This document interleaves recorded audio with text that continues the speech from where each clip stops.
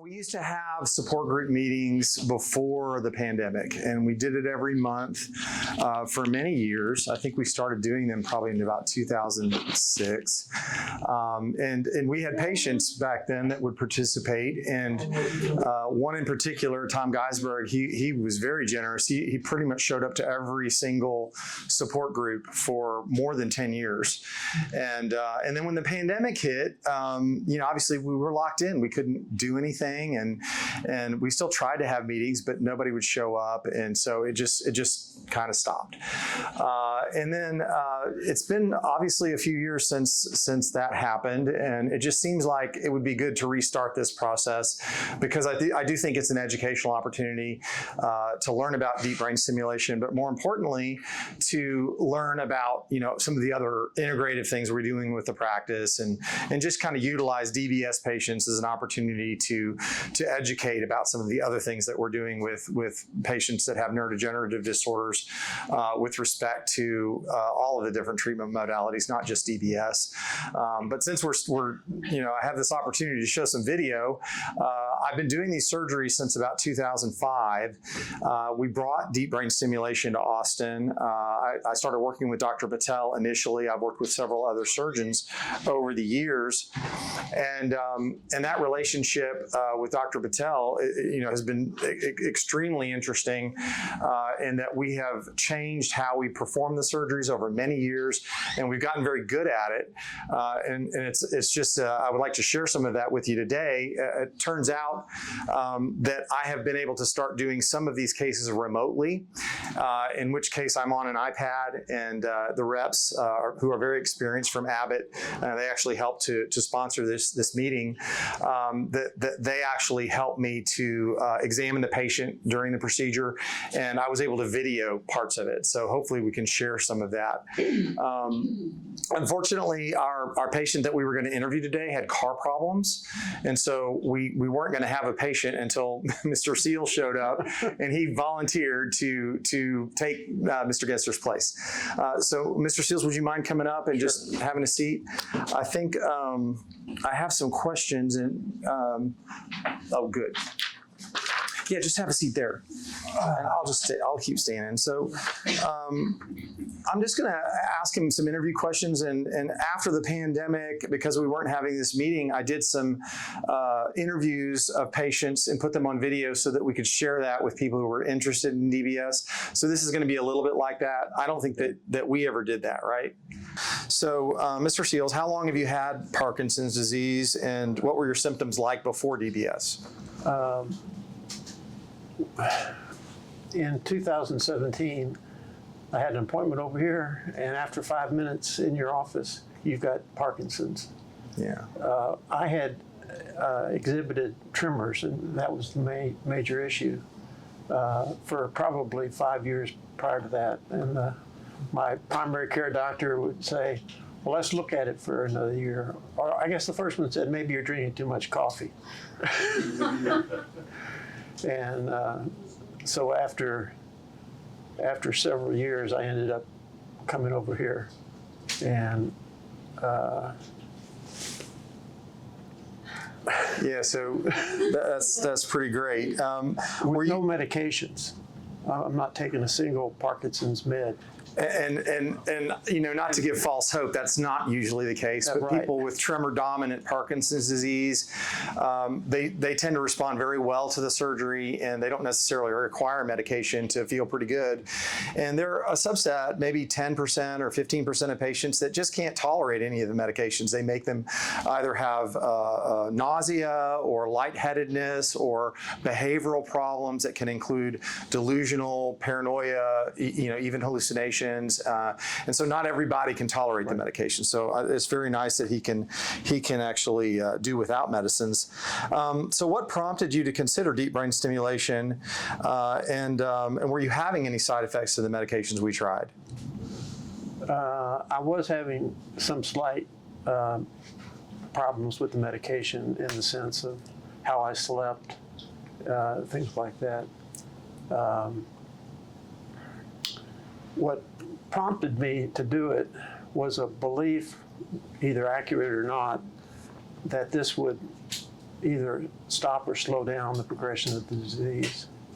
And in many ways, that's what's happened.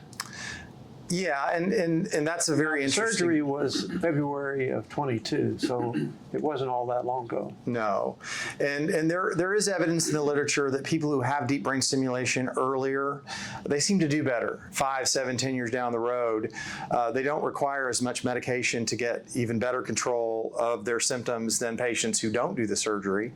But they also, if you turn the DBS off, they look better, and so there is probably some neuroprotective effect, and we know this from one study that was done in Parkinson's patients who died from different reasons, and they sliced up the brain and looked at the area where the stimulation is in regard to subthalamic nucleus patients, which is the main target that we like to use when we're performing the surgery. Is what we used in Mr. Seals. That electrical or electromagnetic stimulation from the electricity delivered to the brain actually stimulates metabolism and improves mitochondrial metabolism. And in that study, they showed that Parkinson's patients that had DBS had much more numerous, healthy, normal-looking mitochondria compared to the controls who did not have DBS. So that may very well be true. Now, the idea of having 2 holes drilled in your head is a little daunting.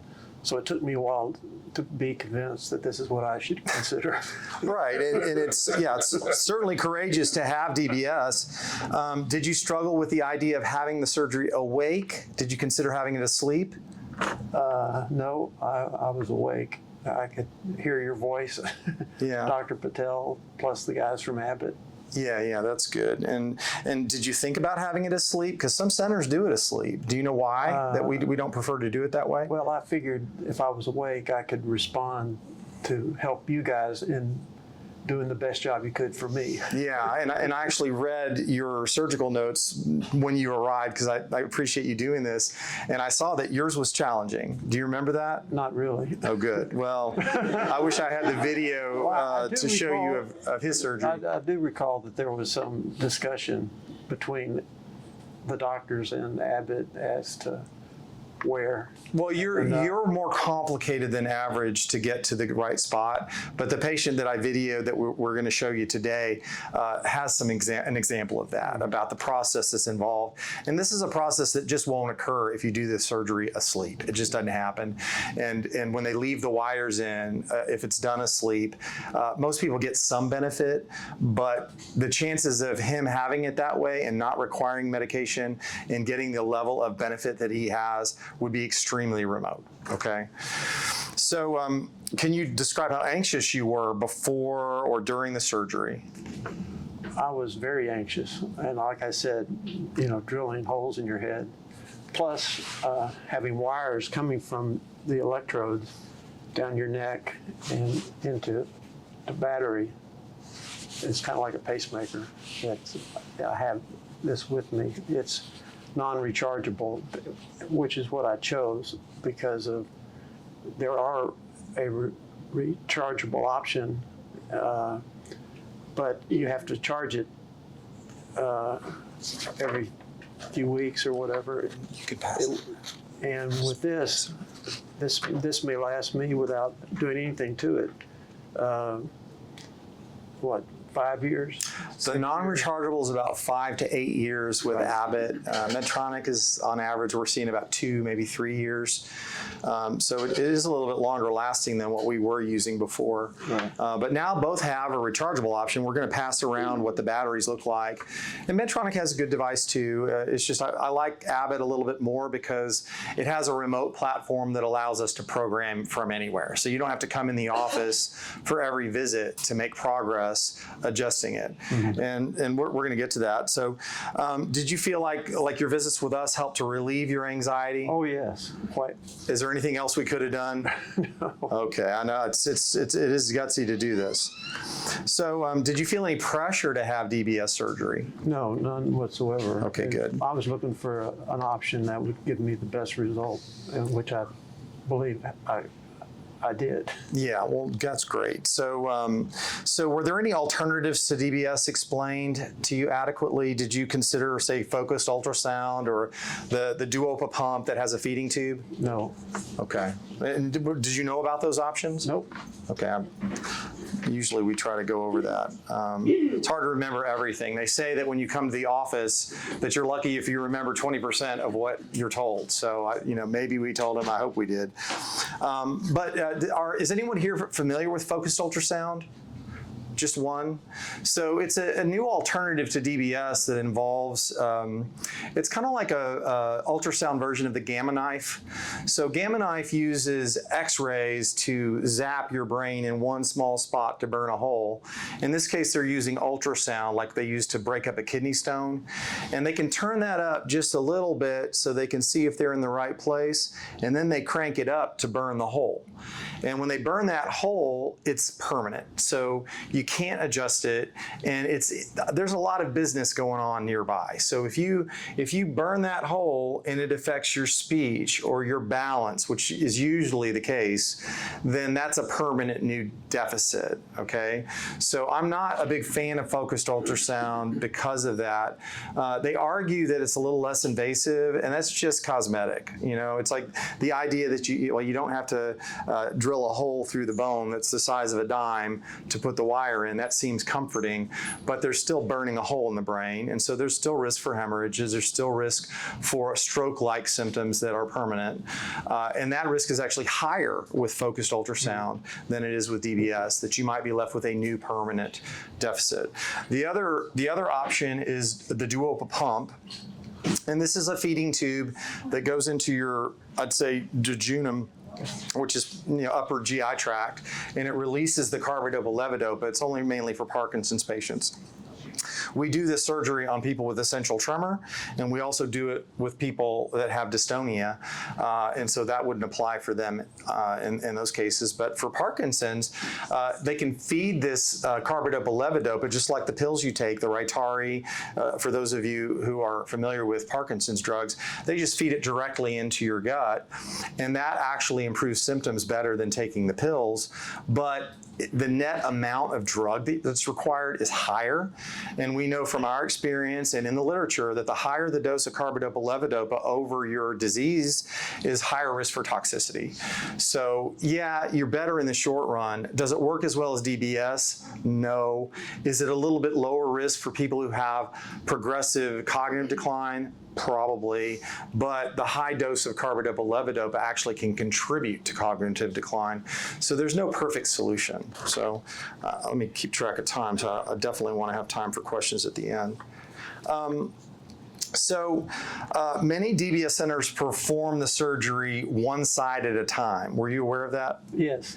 And did you think about doing it that way? No. And why do you think that was less good of an idea? Do it one time. Right. So unfortunately, some centers do one side at a time, and there are different reasons for that I don't fully agree with.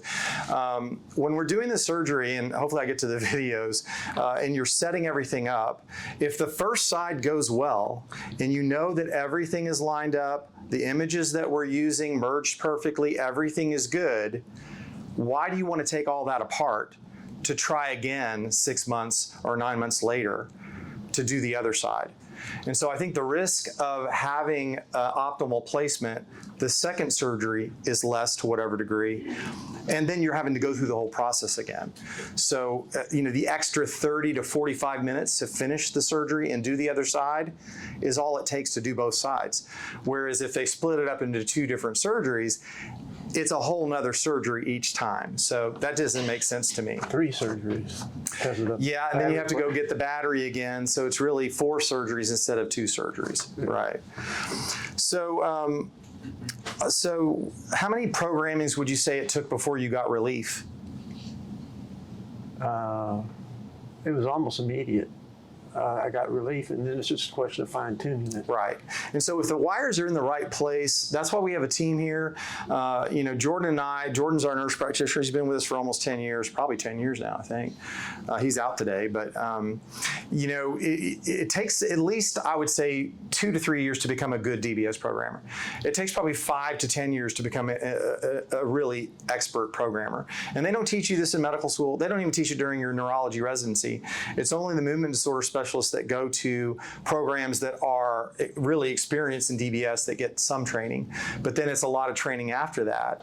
And so I think that having the wires in the best place makes it a lot easier. So for people that are training, it's hard to program. And then the more challenging ones, Jordan and I get. So we try to figure out. And we're also very good. If anyone's had DBS anywhere else, if you come here, we can very quickly figure out how well the wires are placed and what can we do about it. Okay. So while awake during the surgery, do you remember anything about the incisions, the drilling, or the mounting of the hardware? No, just the discussions. Okay, good. So it wasn't that painful, hopefully. If you could say how painful the procedure was on a scale of 0 to 10, with 10 being miserable, what was the worst you can remember? 1 or 2. I mean, I hardly felt anything. And this isn't 100% of the time, but the way we do the surgery now is really a lot less uncomfortable. We used to put these markers in the skull, the night before or the day before, and those would really hurt. So we don't do that anymore. We put them the morning of the surgery. And so most patients don't experience very much pain. And it's really up to the surgeon to make sure they numb the areas well enough. And in your case, you had a very low pain procedure, so that's good. And you remember some of the deliberations that we had trying to make sure we're in the right place. And he'd ask me questions, I can read you his surgical notes if you're interested at the end, if there's time. But we definitely had to make some adjustments to get in the best spot. And so when you woke up after the surgery, there wasn't really any pain? No pain. Okay. Most of the time, people have a little soreness or they have a little maybe nausea, but very few times have we had people nausea like throwing up or feeling really sick. Most people go home the next day. There are cases where when we put the wires in, and some of this I think has to do with how inflammatory you are. What is your gut health? Do you have prediabetes or diabetes? What level of inflammation do you have at your baseline? And so if we're putting anything into the brain, or even if they burn the hole with focused ultrasound, there's going to be some swelling. And so in about a third of the patients, including Mr. Seals, if we did an MRI after the procedure, we could see a little bit of swelling around the wire in about 30% of the patients. Most people don't notice anything from that, and it goes away within a few days to a few weeks. But I would say about maybe 10 to 15% of patients, they'll have some symptoms like, maybe they don't think of words as quickly, or they're just a little bit fatigued, and that usually goes away over a few days to a few weeks. And then we have some rare cases, maybe 1 out of 50 cases where they are more confused and struggle, and that sometimes takes days to weeks. Right. But most of those patients get better, and they don't have any major issues afterwards. And that's an argument that some centers make for choosing the other target that's often used in Parkinson's, because presumably there's less of that. But all the DBS centers have bias. They want to perform it, to publish papers and for different reasons. And over the many years that we've been comparing both targets, it's very clear to me that the subthalamic nucleus is the better target. You get better tremor control, and you have a much greater opportunity of reducing your medication requirements. Like Mr. Seals, he's not on any medicine right now. It might not stay like that forever, but he's going through a long honeymoon now where he doesn't require medications. He can just focus on nutrition and lifestyle, exercise, and trying to be the best version that he can be. And that's part of our mission, is to help patients live their lives to the fullest, right? It's not just about, putting wires in brains. It's a whole integrative approach to try to help even the primary care doctors to help our patients be more successful. And Dr. Hyder, he's an internal medicine, but we've trained him, just kind of like Jordan's a nurse practitioner, to help with the neurology patients. And so we have, I would say, a nice team of different interests that are brought to bear on helping people. So I guess the battery was placed a week later. And how much better on a scale of 0 to 100 were the tremor? Did you have any rigidity or dexterity issues before the surgery? The tremor was gone almost immediately, even before any. I guess just the trauma of the surgery may have released something, because I had tremor control coming out of the surgery. And what about, it's because of the swelling that I just mentioned. You know, you get swelling, you may not even see it. And I couldn't do this to save my life. And getting up out of a chair, you know, might be more of a struggle before surgery. Right. Fine motor control is affected, and hopefully we get to the videos where you can see that. Penmanship. Yeah. So on a scale of 0 to 100%, how much better were you after, you know, a week or two, or let's say 4 or 5 programmings? 95. And what would you say you are now? Oh, You're like 95% now, right? right. And what would you say like after 5 or 6 programmings?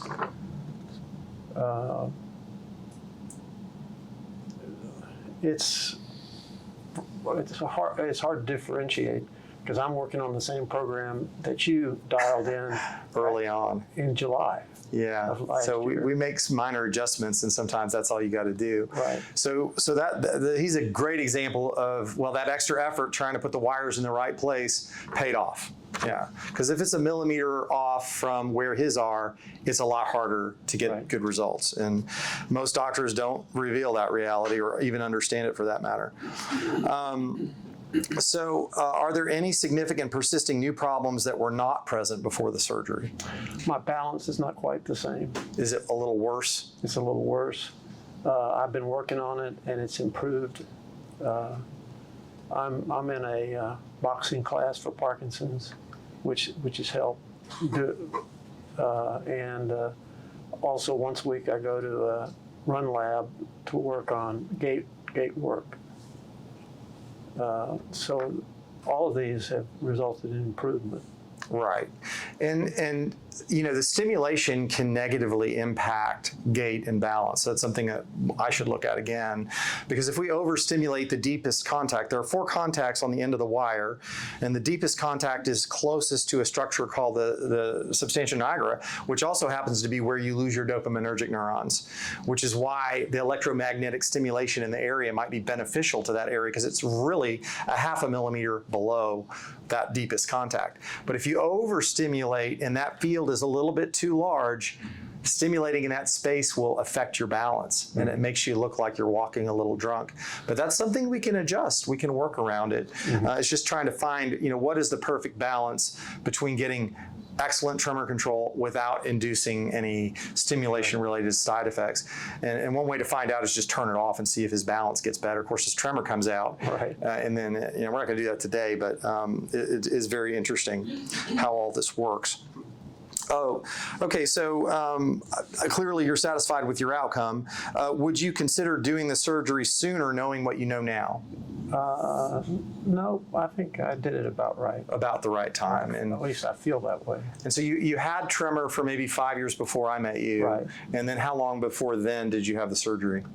So the first diagnosis was July of 17, and the surgery was February of 20. That's pretty quick, actually. You know, 6 months is a reasonable time frame for us to sort of introduce this. You know, we don't talk about DBS on the first few visits. I mean, how many visits did you see us before we brought it up? Probably a year. Really? No, that's probably my fault. Well, you know, I was pretty active. You know, Well, we're I'm pretty. still running, and you know, the idea of drilling holes in your head, Sure. you know, sort of kept me. You know, I don't want that. I don't want to have a battery that's with me 24/7. Right. And So I didn't encourage. Right. And I think everybody needs to come to their own peace with this, but I don't think patients should wait until they're miserable. At some point, the benefit is better the earlier that it's done. And it does help people that are more advanced, especially if it's tremor. But once you start having problems with posture and balance and gait, it's harder for DBS to help those things, especially if the medicine doesn't help it for a significant part of the day. I wouldn't say zero chance. I mean, half the time it does a much better job of medication even in those patients. But I think if we put these implants in years before you get to that point, it pushes that time out where gait becomes more disabling, maybe by many years. So why wait if it's something that is going to help you, that you're going to end up doing anyway? It's just, are there new technologies coming that are going to be available that are worth waiting for? And my argument is, well, you could do both. It's just, I think stem cells are really making strides, particularly in the last few years. And we'll probably have a support group meeting about that. Maybe we'll talk to a DBS patient who's interested in stem cells and then talk about stem cells. But unfortunately, those are not commercially available, and it's kind of hard to get them. But we can talk about it. Yeah. Can I ask how old Mr. Seal is? Well, you have to guess. No, I just celebrated my 74th birthday. 74. Yeah, and we've done patients as old as I'd say 91 or 92. We don't like to do patients that old. My dad's 91. I think he was just telling people. But I think that if you're a healthy 85-year-old that looks pretty good, that doesn't have a lot of health problems, it's fine. And even older than that, if you actually don't look your age and you're in a pretty good shape, we don't use age as a sort of a cutoff. All right, so any final comments? No, but I have a question for you. Okay. I've heard in England, their public health system, that DBS is encouraged as a savings. I don't know. I can tell you a story about that. So England only has, I think, 4 centers, and maybe Randy, you have no idea. I actually went because I had an opportunity to do a rotation at King's College, where they have one of the busier DBS centers, and I met the neurologist. They have a program there with a neurologist and a neuropsychologist. It's all state funded, and it's like even there. I remember they were the clinic day that I spent 2 days there, a day in clinic and a day in the operating room. And that day in clinic, all the patients that I saw were mostly in wheelchairs. And the story was pretty much the same, that they're taken care of out in the community, where the primary care doctors just keep giving them more and more Cinemet. And then the dyskinesias, these involuntary, if you've ever seen Michael J. Fox where he has these involuntary movements and he's really going wildly, that's medication induced. That's not just because of the Parkinson's. And that's what happens a lot in England, is that the patients, they develop so much side effects that they have to do something, and out of desperation, they send them to have surgery, and then they finally get to see a movement disorder specialist who not only does the surgery but adjusts their medication. And those patients are definitely better after they have surgery, but they're not nearly like Mr. Seal's. So I saw surgeries the following day, and I watched the surgeon plan the case, and he spent 2 minutes planning the case. Wow. The visit, what I'm about to show you will demonstrate how you can't do that in 2 minutes. It's to get that wire in the right place is art, and it just depends on how much passion the surgeon, and if they have a helper. Most surgeons don't have a neurologist that come in the operating room, because it's just not, there's no incentive to do that anymore. There never was a great financial incentive to do it, and so most neurologists just stay in the office. So I just want to read this real quick, just because his case was interesting. This might sound like Greek to y'all, but I'm going to explain it while I'm watching the videos to some degree. So let's just show the videos. And then audio. You're going to be using the T1 as the registration, and the T2. The T1 is our reference exam, and then the registration exam here was at our O-arm, where you can see Okay. So the O-arm is merging with the registration scan. Yeah.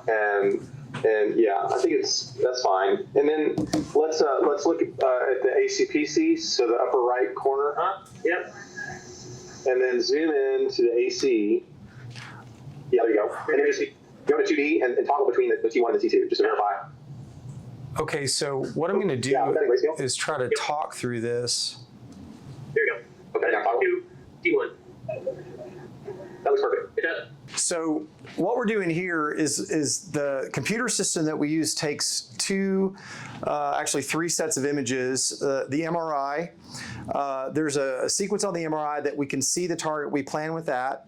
And then there's a sequence that the camera in the operating room it merges with a CT scan, or what we call an O-arm, which is a type of intraoperative CT scan.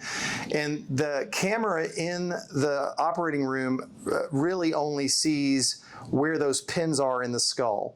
And there are pins in the skull that we use like satellites in outer space. And those pins in the skull, the camera sees, and it can tell where your skull is in the operating room. And that triangulates to whatever target we select. And so at the beginning of this, I was trying to make sure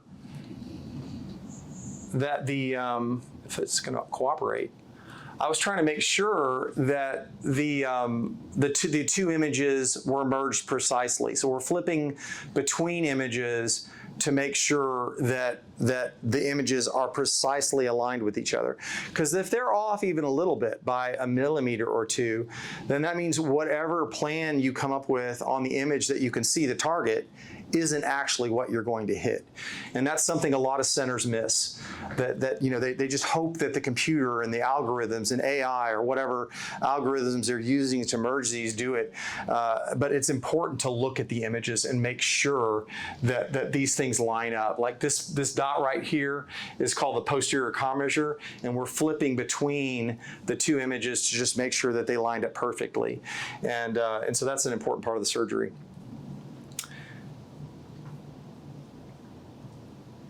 Let's see. Just backing up by millimeter at a time here. Okay. And so I want to skip to the part that would be the question. Should we move it up here to half a millimeter? Let's and then go to target. Back up one. There's one back from part. So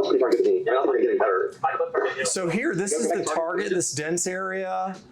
And over here, we're hitting it from the side, and this is hitting it from the back. And we're trying to hit that target in a certain angle so that it gets the best transection through the target. And if you look at the size of that target, if you could measure it, it's about 5 millimeters. Right?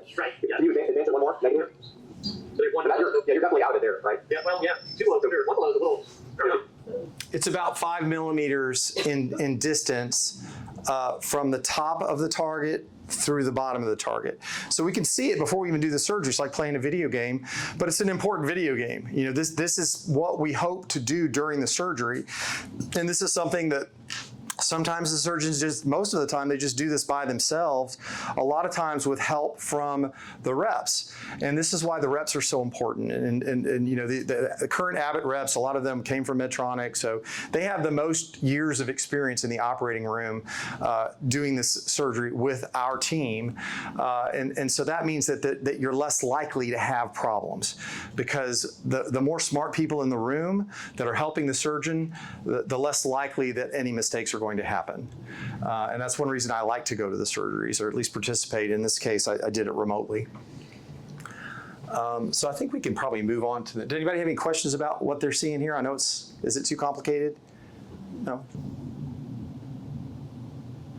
Yeah, so this was interesting. So for safety reasons, we carefully look at the trajectory. Once I have the target and the angle through the target, the best way that I can find, we carefully follow the trajectory from the surface all the way down to the target, looking for blood vessels.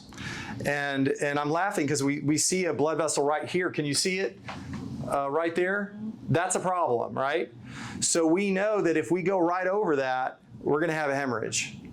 So, I don't mean to laugh, but he's like, when you see that this is a problem, that means you need to avoid it. So we very carefully make sure that everything merges well and that we have that accounted for so that we don't cause a hemorrhage. And you can be, you need to be at least 2 or 3 millimeters away from something like that to feel comfortable, and which we were in this case. Change the angle to adjust for that? Yeah, you can. But in the first video, you can see that there is an ideal angle. You really want to hit the structures just above the target because those are important for tremor, like in his case. And when you go through the target, there's only a little bit of wiggle room there. And if you think of it like a jelly bean, it's probably the target is about the size of a jelly bean, and you want to be in the back medial aspect of that jelly bean. And the wire is about 1 millimeter in diameter. So you're looking at about a 5 millimeter pass from the top to the bottom of that back part of the jelly bean on the medial lateral aspect. And so, and if you're 1 millimeter away from that sweet spot, you're going to get benefit, but you're going to get more risk for side effects at higher levels, which means less adjustability as your symptoms get worse. You want to be able to make more adjustments. Okay. All right, so let's look at this one. This should be a briefer one, about 20 minutes.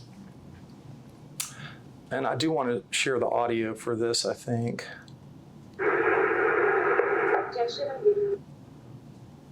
All right, so this device is just the tip of a test wire that we run to the target first to listen, to see, based on our plan, we're going to enter the top of that target. We should hear a certain response. And when we leave the target, that response should go away. So we're using this oscilloscope, which also makes noise, to listen to where we are as we're going through the target. And this helps to confirm that we did what our plan suggested we would do, which confirms that the merging, that all the images that we looked at were accurate, within hopefully 1 millimeter.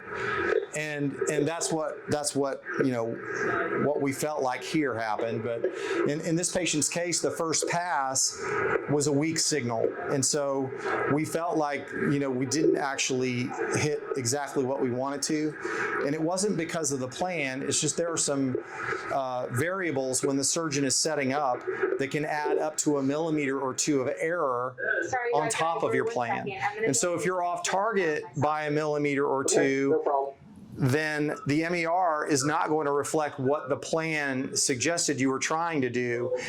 And then you use that test wire to stimulate the patient and see what side effects you get. You take all that data and then you make your next move, which is to take it out and then move the whole thing over 1 millimeter or more, depending on all of that data. So it is tricky, and the surgeon can try to do this himself, but he's scrubbed in. He's sterile. He's trying to, it's like being a car mechanic. He's, well, it's more than that, but he's busy doing the surgery, trying to, make sure that everything is meticulously done, and for him to switch gears and be thinking about all this, it's hard. And I think that's why that surgeon in England that spent 2 minutes planning the case, they put it in, and if they're close enough, they're, standard of care is what, the average case. But if you make this extra effort and you know that you're in the target, but it's not ideal because you have all this data and the patient's awake and you're asking the patient questions and you know what side effects they get, then you can move it to a better location, which we did in his case. I remember the discussion. Yeah. And sometimes it's heated. Like sometimes we're arguing. Winding road. Every day is The winding road. Here, let's do. That's my go-to. So this is just an example of us examining the patient. Oh yeah, that'd be great. Hi, Dr. Izor. Hey. How's it going? This is in the middle of the surgery. Right. So it's not barbaric. I mean, it's, he's awake and he's got a little plastic behind him, and he's not in any pain. Video that I can show you at maybe one of the support group meetings if you're game for that. This is my first time to try to record important parts of the surgery so that we can share it. So we'll see. I'd love to see that. That'd be great. Okay, good. So if you could do me a favor, we're going to test. So what I want you to do is just touch your nose. He's got to let your arm free. So I'm going to skip to touch the your nose and end. reach out and touch his finger up toward the top of that cylinder. Let's just watch what he Back looks your like nose, back your before we nose, turn it back your on. finger. You can see he's a little slow. Okay, that's good. And then tap your index finger and your thumb as big as you can. All the way up. Wide open each time. You know, Wide open each time. he's a fairly early Make it like Parkinson's this. patient for the surgery And too, open, close. but his You can't amplitude fast. is a little Open, bit close, low. open, close. Faster, He doesn't faster, faster, fully faster. open his fingers. Okay. There's a little And then check hesitation. some rigidity. On your right hand, open and close your right hand while he's moving your arm back and forth like that. Here you go. Oh, yeah. Good. Untangle it here. There you go. Now open and close your right hand like this, and then I'm going to move your arm here. A little bit. And obviously, Dr. Patel's busy back there. So who's going to be doing this testing When he's doing this, right hand, if I'm not in there? You know, So it's that's why you it's the gotta do rep. that. It's mild. It's the rep and the Okay, surgeon. and So you have definitely back want good body, reps all in left, there all right. if you don't have a Sorry, neurologist. buddy, right here. Sorry about that. Okay, can you see my finger all right? Yep. You go all the way over here with just your eyes. And Looks good. yeah, for some reason this iPad is doing that funny business, so it's hard to. I can see his eyeballs, but I'm just gonna have to trust you until we fix it. Tracking him fully all the way up. Yeah. So I'm Okay, just going to so, skip and to then the last end because there's more feature videos. is like when you're using your iPhone, if you swipe down from the top, Actually, No, look at his eye. he's winding road. Is that about the same? Seems easy to say? Yeah. Yeah. We're going to go to 5? so we're at 5 milliamps, which is very high for DBS. I don't know what his settings are, but 5 milliamps with the way we're testing, Do you feel hotter? if we're not getting significant side effects, that's a good sign we're in a very good place. Yeah, we can do something for your mouth right now. This looks pretty good, right? Here we go. Just set some water on that. Dr. Patel, you want a little more? Yeah, this looks good. I think it's good. I don't think if we moved it anywhere from here, I don't think it would be better. So I think it's good. And that's the big question. You know, are we in the best place or not? And we've decided that we are. So I'm not going back home. Right before we started testing, he had a really How old is that tense patient? out.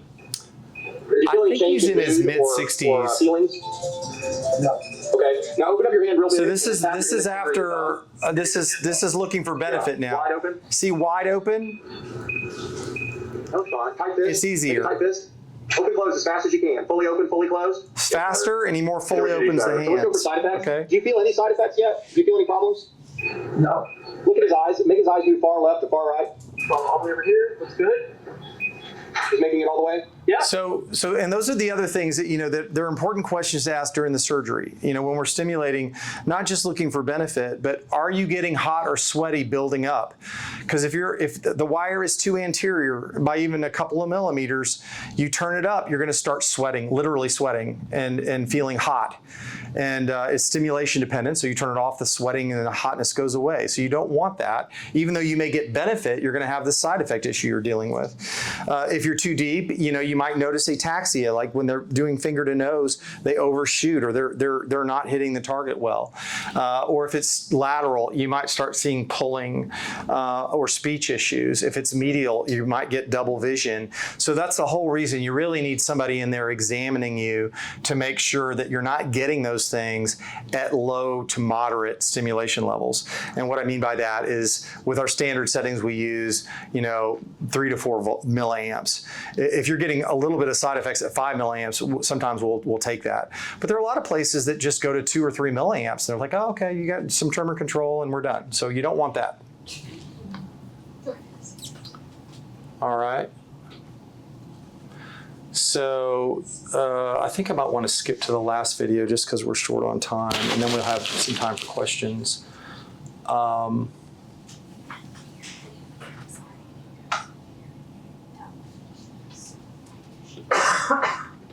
Okay. Okay, say again, loud and clear. Every day is a winding road. Every day is a winding road. That sounds pretty normal. Relax your forehead there. Yep. Do you sense that that's off a little, or it sounds pretty good? I think it sounds great. I do too. Feels you. It feels good. Yeah. Okay, are you feeling hot or sweaty at all? No. Okay, let's go to 4. You don't have to test yet. We are at 4 millions.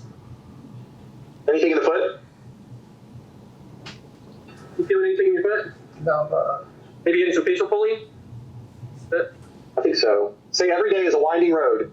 Every day is a winding road. It's slightly off, right? Slightly, yeah. That's fine. So go back to 4. We're at 4, right? Or We we're at were 5? at 4, yeah. Yeah, let's go back to 3. And then let's just test for benefit, and then we'll take that top contact off. Okay. We're at 3 milliamps. Yeah, so tap your hands. Let's check your hand out here. So we're going to do this, This is all the way right side. open, all the way closed. With your fist first. Oh, Make a fist and all the way open. Here. You can, Yeah, just make a tight fist and open and close your hand. like this. okay. Yep, all the way open, all the way As closed. fast as you can. Yeah, that's better than when Pretty we started, I'm good. pretty sure. Yeah. And then keep your hand open, and then tap your index finger and your thumb as fast as you can. Wide open each time. Wide open each time. Fully open each time. We obviously need to work on our video skills. There you go. Getting a little tired, but no, that's better. Okay. Touch your nose and then touch his finger. Uh-huh. All right, back to your nose. Go back to your nose. And so Back this and is forth. looking for that Back and drunkenness. Looks pretty accurate. Yeah. So, so let's advance it a half a millimeter. Advance it a millimeter. And so what I'm doing here is trying to decide what is the best depth. We know we're in the How right confident are we in area, exactly but the target what's the best where it depth was? where we can get most benefit with low risk for that ataxia or drunkenness On that. Probably, so yeah, that it probably. doesn't affect his Let's gait. see what his finger to nose is now. Finger nose. Let me see the Randy's hand. I can't see it. There you go. Back and forth. And keep your hand about a couple inches from the cylinder so that he can overshoot if he needs to. Okay. Okay. Yeah, right there. Back and forth. Move it. Move it. Move it. Yeah, he's a little See, off, that's right? not right. So retract it a quarter. Retract it a quarter. So I'm backing it away from that area that could be causing this problem. And then do it again. Tip of his finger. Try to be as accurate and deliberate as you can. Tip of his finger. See, it's better. Yeah. Okay. Again. It's still maybe a little off. Yeah, You over think? the side a little bit more, yeah. Yeah, retract it another quarter. All right, go ahead again. Tip of his finger. Tip of his finger. Yep. Okay. He's getting tired here doing it, but Yeah. I mean, I think it's better, right? I mean, I think it's I think better. it's better than it was when it was deeper. Yeah, I don't think you go deeper. So let's take the top contact off. And I think this is at 4 The next milliamps, one which down, is pretty high. Right.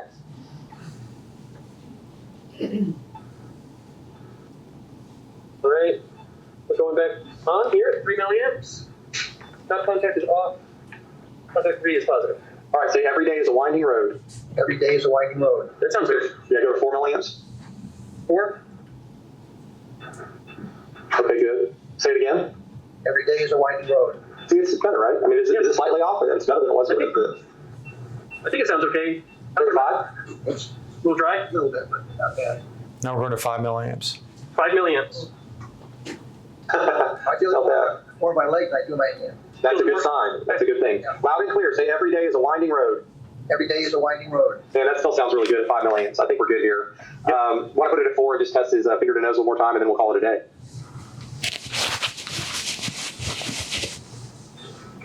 I can't see Randy's hand. Sorry. There you go. That's not, yeah, he's adjusting. No, but he's accurate. Yeah. Yeah, that's 4 yeah. milliamps. That's really good. Like that. Is that at 4? Is that 4 or 5? That was at 4. Okay, I think we're good. Everybody happy? Yeah. You happy, Mr. Ganser? I am. Yep. All right. Well, we're going to put you to sleep. We're going to put you to sleep now, so Dr. Patel can finish up. But I think it's overall every indication we have a success. Okay. Great. All right. Great. So The new scan? I'm not going to show all this, That was but quick. this is after the surgery where we're doing sort of an analysis of where did the wires end up. And I might save this for a different support group, but it shows with pretty good clarity that we did what we planned to do, and we made some arguments for how we got where we got. The cannula. So, The last one scan, this one. This cannula is anterior. and since I only got 10 minutes left to answer questions, hopefully this was helpful. I mean, was this what you thought it might be, or I'm just kind of curious. Did you all feel like this was a useful experience to watch the surgery? Yeah. Okay, good. So let's hit me up for some questions. First, I guess with you, did you have any questions after seeing that? Do you remember it being like that? I remember it being like that. I remember all of that. Every day is a winding road. Thought it was interesting. Yeah, I should change. I should create some new content, but I don't know. I like that song. Beautiful It's kind day. of calming. It's a beautiful day in Austin. Yeah, I like that song though. I just can't get it out of my head. So, yeah, go ahead. What was one person doing at the back when they were screwing stuff? That was Dr. Patel being the neurosurgeon. So he's continuing to set things up. for the next stage of the surgery. So he's just busy. So, But you're in a cage. well, you saw the plastic, right? Yeah. And behind that is where the action is. So he's got a plastic tower that's bolted over the burr hole, which is about a dime size hole made with a special type of drill that eats away the bone without going any farther. It has a clutch on it. And so removes the bone so that there's a nice perfect circular hole. And then he places this plastic frame above it that is the camera on the computer that you saw earlier can see that frame, and it knows where the head is, and we triangulate the wire to the target using that frame. But your head and neck are free, so it's not like the old way where they used to bolt your head into a cage and you can't move your head. So that's one reason it makes this surgery much more comfortable, because you're not in a vice grip basically for the whole case. And it's this case, like from start to finish, I would say that the time that things were going on with the patient, obviously we plan for an hour or more before the patient even comes in the operating room. But the time that the patient is in the operating room, it's usually about 3 hours or so, 3.5 hours the patient's awake, and not for the whole thing. We use a little bit of anesthesia for the drilling of the burr holes. Do you remember that at all? I just remember being out. Yeah, so he didn't remember the burr hole part. So when I say it's awake, it's partially awake. Like you're completely awake for the important parts.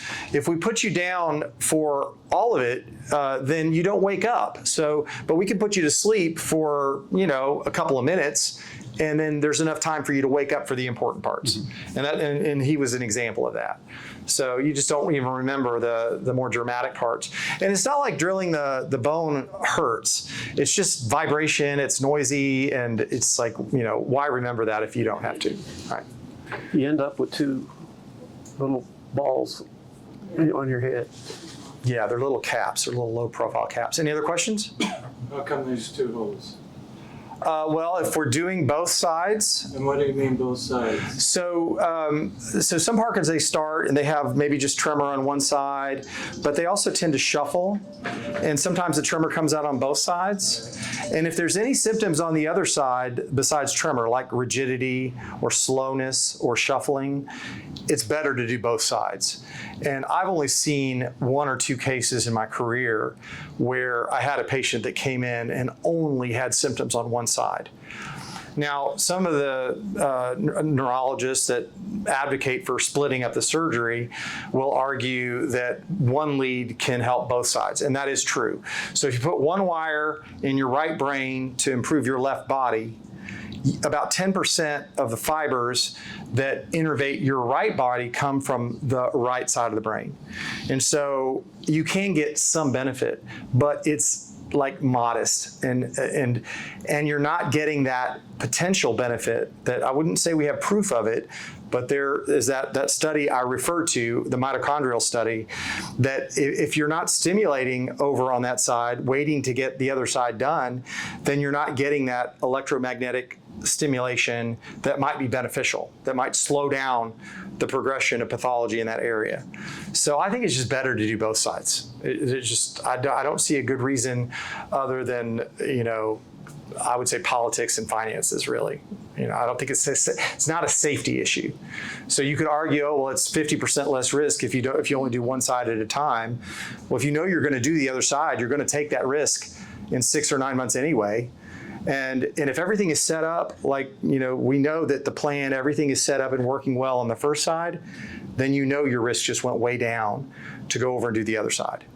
Whereas if you have to start all over from scratch, set up everything, if you use new imaging, you already have a wire in the brain. The quality of imaging when you have a wire in the brain is much less. They have to use a much lower field MRI. And so a lot of times they'll use the old MRI from 6 or 7 months before or 9 months ago. And that's not the same brain. It's probably not much different in a younger patient, but there's just a lot of good reasons to go ahead and do both sides. And I can't think of any really good reasons to split it up. Okay. Do the surgeons that you work with use robotics? We've tried that and it hasn't worked out yet. Not with one of my patients. I refuse to to use my patients for that yet. But my understanding is they tried it with a handful of patients, and it's just not as accurate, and it's very uncomfortable because the patient has to be in a vice grip again. You have to be fixed. The robot has some potential advantages because the system we use, you can only make parallel passes. So say you're a millimeter off and you move a millimeter to get to a better spot, but because it's so close, you fall down the same hole. And that happens about 20% of the time. Then you have to make another pass that's 2 millimeters away. And if you understand the distances, that's far away. So if you're pretty close to where you want to be and you have to go 2 millimeters away from that, you're making more compromises. With the robot, theoretically, it can change the entry point and start maybe with a new entry point 3 millimeters away to go to a new target that's a 0.5 millimeter away. That would be pretty cool, but we're not there yet. Yeah. And you mentioned that there are 4 contacts, 4 wires. Mm-hmm.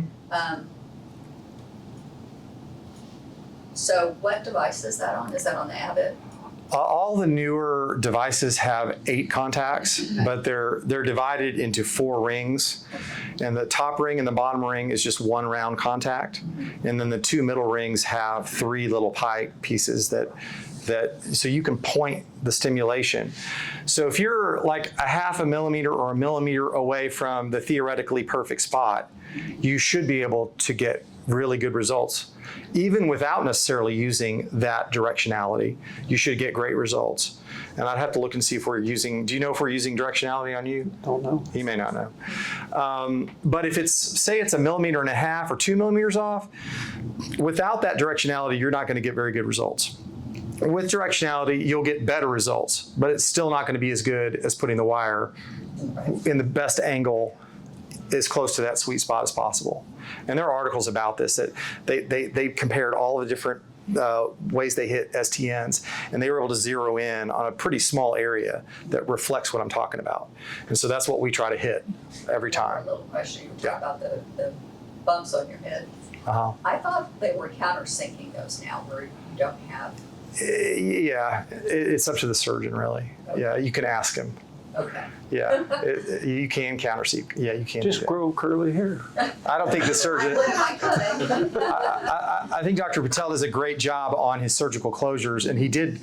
I know he did countersink for a little while, but it does take extra time. So, and I don't think he can accept tips. So you just have to ask him to do it. Let's see, Doctor, yeah. One thing you might mention is the cognitive testing that you have to basically qualify for it. True. For the So there is a pathway to determine what kind of candidate you are. And one of the biggest problems is if you've had substantial cognitive decline in the last year, that's clearly a major feature of the disease. If it's the typical cognitive decline we see in Parkinson's, which is usually just multitasking, executive function, doing multiple things at the same time, and language like how quickly you think of words, that's fine. But when you start scoring poorly on the Montreal Cognitive Assessment, which is a standard test we use, depending on how the previous one was, whether or not the patient and family appreciate any decline, we may send patients for formal neuropsychiatric testing. But that's a tough test. I mean, it takes sometimes 3, 4, 5 hours to go through that test, like taking the SAT, and that's hard to put people through, and it doesn't really change our opinion. But if there's a patient where we're concerned and we think, yeah, this person might be at higher risk if they have swelling, that they might have language problems after the surgery, then we'll send them for that. But if you have, say, moderate dementia and your tremor's like this and you're just suffering, in those cases, and we've done them, where we still offer the surgery, even though we tell people it's a higher risk, half the time they don't have a problem and they're much better. So it's like you gotta individualize this pathway, but we certainly don't offer it to to everyone, that's for sure. And we try to outline the risks as best we can. But if you're a great candidate, if you don't have significant cognitive issues, the medicines work except for maybe tremor, and maybe you're having side effects to the medication, 95% of the time those patients get great results. And the risk, at least in our center, when I'm involved, okay, I think it's less than 0.25% chance that you're going to have a hemorrhage or a stroke. So 99.75% chance you'll walk out of there without any new permanent deficit. And maybe a 10 to 15% chance you'll have some swelling that causes some language issues or fatigue or something that goes away within a few days to a few weeks. I think that's the best way I try to describe it to patients. And then it goes downhill from there. If you say you have freezing and it doesn't really respond to medication, maybe you're a little bit better on the higher doses of medication that you can tolerate. I mean, half those patients get worse no matter what we do, but half of them, they look a lot better after surgery. The freezing gets controlled. So you just don't want to write people off until you've done a full evaluation. And you need to go to a place that can do that. And we can do that. Anybody else? I think we're 2 or 3 minutes over. I'll take one more. Just a quick comment. Tom had DBS surgery 15 months ago. And 2 things pre-surgery that were really important for us was when we spent an hour with the rep in the office here, and he described the surgery, he showed us the wires, it was very comforting to know more about what was going on.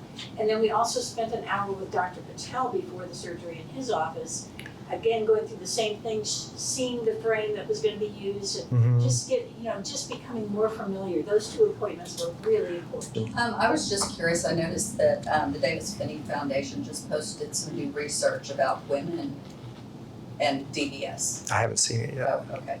Yeah. What do they say? I don't know, I can't get it on the phone.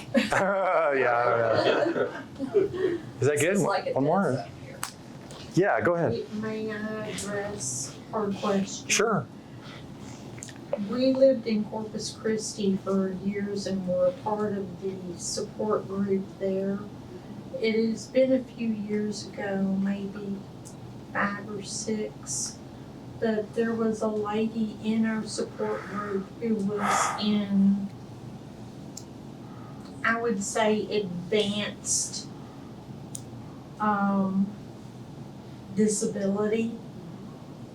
She had to have someone come to the support group meetings with her, drive her there, help her get around, even to the point of helping her drink because she couldn't do it on her own. Before her surgery, after her DBS, we didn't see her for about 2 or 3 months. But when she came back, she was in the same condition from what I can see as this gentleman here. She was in what seemed to be tip-top fitness. She had a glow about her skin.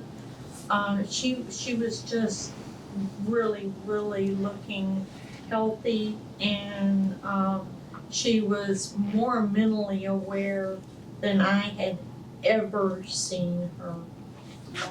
If that helps any at all. Everyone's different, but assuming you don't have any complications or swelling, the stimulation helps non-motor symptoms too.